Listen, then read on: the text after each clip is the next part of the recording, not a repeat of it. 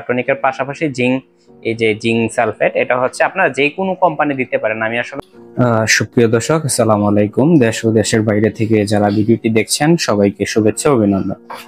তো আজকে আমি কথা বলবো গুরুত্বপূর্ণ একটা বিষয়, যেমন আমার সামনে যেটি আছে জিঙ্ক, পাশাপাশি হচ্ছে আরেকটি বিষয় যেমন হচ্ছে লিভার টনিক। তো হচ্ছে অনেকেই প্রশ্ন করে থাকেন যে জিঙ্ক কিংবা লিভার টনিক কোন সময় দেওয়া হয় কিংবা কোন সময় দিলে ভালো রেজাল্ট পাওয়া যাবে।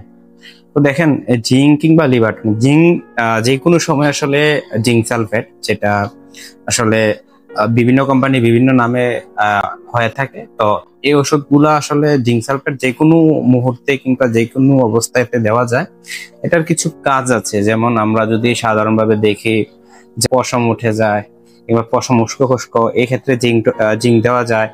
পাশাপাশি হচ্ছে যদি অনেক সময় দেখা যায় যে মুখে রুচি কম কিংবা খাবার দাবার কম খাচ্ছে, এই ক্ষেত্রেও কিন্তু জিঙ্ক দেওয়া যায়, জিঙ্ক সালফেট দেওয়া যায়। অথবা যদি এরকম হয় যে সাধারণত এই পাতলা পায়খানা হয়, পাতলা পায়খানা কিন্তু অ্যান্টিবায়োটিকের সাথে সাপোর্টিং হিসাবে জিঙ্ক দেওয়া হয়, যে পাতলা পায়খানা আসলে সাপোর্টিং হিসাবে।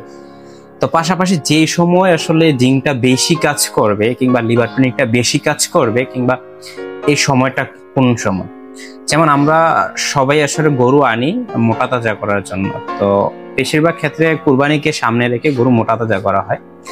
তো বিশেষ করে হচ্ছে গরু আনার 10 থেকে 15 দিন কিংবা 15-20 দিন পরে যখন আসলে গরু একটা স্বাভাবিক অবস্থায় আসবে, অর্থাৎ দখলটা কেটে যাবে, তখন আমরা সাধারণত কৃমিনাশক দিই। তো আমরা যে কৃমিনাশকটা দেই এটা তো আসলে একটা বিষাক্ত জিনিস, এটা অবশ্যই একটা বিষাক্ত জিনিস। কেননা যেই গরুর মধ্যে পরজীবী কিংবা কৃমি থাকে এটাকে মেরে ফেলে। তো বিষ ছাড়া তো আসলে সাধারণত মারা সম্ভব না। তো এটা যে ধরনের বিষ, এটা হচ্ছে এটার মাধ্যমে আসলে যদিও পরজীবী মারা যায়, গরু মারা যায় না। তো এক্ষেত্রে হচ্ছে যেহেতু পরজীবী মারা যায়, পরজীবী মারা যাওয়ার পরে এটা হচ্ছে লিভারের উপর একটা প্রভাব পড়ে, অর্থাৎ সম্পূর্ণভাবে কৃমি মরার পরে এটা লিভারের উপরে একটা প্রভাব পড়ে। আর পাশাপাশি হচ্ছে আরেকটি বিষয়, যেমন কৃমি কিন্তু শুধুমাত্র ইয়েতে থাকে এমন না, কলিজাতেও থাকে কৃমি, লিভারও থাকে, ফুসফুসে থাকে, অনেক জায়গায় কৃমি থাকে। তো এই কৃমিগুলো যখন মারা যায় তখন লিভারটার উপরে একটা প্রেসার পড়ে। তা আমরা জানি আসলে আমরা খাদ্য খাওয়ার পরে কিংবা গরু খাদ্য খাওয়ার পরে যখন আসলে গরুর বিভিন্ন পুষ্টি উপাদান এটা আসলে আহ অর্থাৎ রক্তের মধ্যে বিভিন্ন ভাগে বিভক্ত করা কিংবা পুষ্টিটা আসলে কাজে লাগানোর কাজটাই কিন্তু লিভার করে থাকে। তো এই ক্ষেত্রে আপনি যে কৃমিনাশকটা দিলেন, তাড়াতাড়ি ইনজেকশন দেন কিংবা ট্যাবলেট দেন, এক্ষেত্রে হচ্ছে কৃমিগুলা মারা গেল। মারা যাওয়ার পরে যখন আসলে আপনি লিভার উপরে প্রেসার পড়ে, তখন ওই লিভারটার প্রেসারটা কিংবা লিভারটা আসলে পুনরায় উজ্জীবিত করার যে কাজটা করে এটা হচ্ছে লিভার টনিক, যে লিভার টনিক। তো এই লিভার টনিক কিন্তু সাধারণত আমরা নরমালি লিভার টনিক দুই ধরনের হয়, একটা হচ্ছে কেমিক্যাল আর একটা হচ্ছে হার্বাল।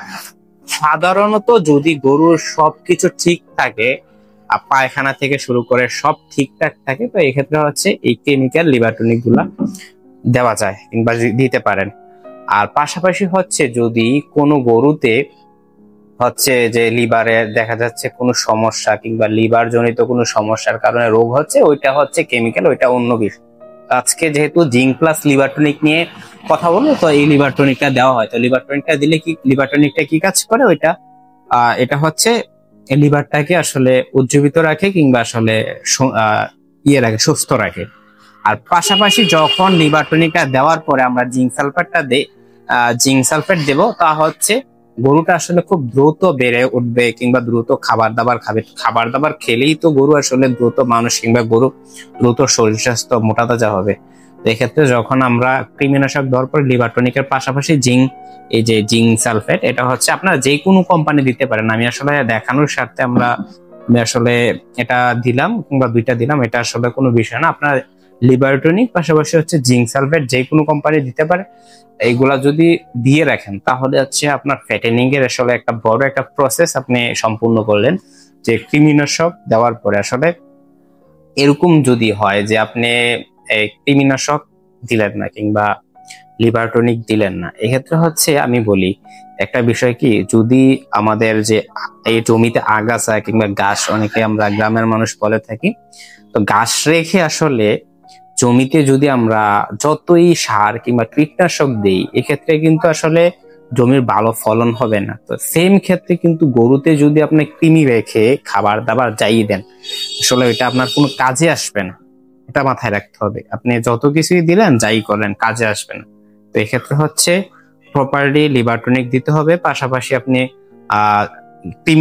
প্রপারলি কৃমিনাশক দিতে হবে, পাশাপাশি লিভার টনিক জিঙ্ক সালফেট যদি দেন তাহলে কিন্তু ভালো কাজ করবে। আপনার যে কাঙ্ক্ষিত চাহিদা কিংবা আপনার যে একটা চাহিদা নিয়ে আপনি যত টাকার একটা বাজেট, আমরা কিন্তু আসলে সাধারণত গরু আনার পরে কত টাকা দিয়ে আনলাম আর কত টাকা বিক্রি করতে পারবো একটা টার্গেট নিয়ে কাজ করি।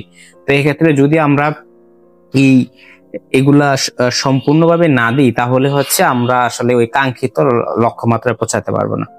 তো আরেকটা বিষয় বলা যায়, সবসময় কৃমিনাশক সবসময় লিভার টনিক জিঙ্ক দেওয়া যায়, কিন্তু সর্বোত্তম হচ্ছে কৃমিনাশক দেওয়ার পরে যদি দেন। তো অনেকে আবার বলতে পারেন জিঙ্ক তো যে কোনো সময় খাওয়ানো যায়। হ্যাঁ, অবশ্যই যে কোনো সময় খাওয়ানো যায়, কিন্তু প্রপারলি হচ্ছে যদি যে কোনো সময় দিতে পারেন না সমস্যা নেই, কিন্তু লিভার টনিক কিংবা কৃমিনাশক দেওয়ার পরে জিঙ্কটা দিলে আপনার কাজটা খুব ভালো করে, রুচিতে খুব ভালো কাজ করে। তো এই বিষয়টা আসলে সকলে মেনে চলার চেষ্টা করবেন। আর আমি সব সময় চেষ্টা করি প্রাণী সম্পদ সেবা সংক্রান্ত ভিডিও দেওয়ার জন্য। তো সকলে ভালো থাকবেন।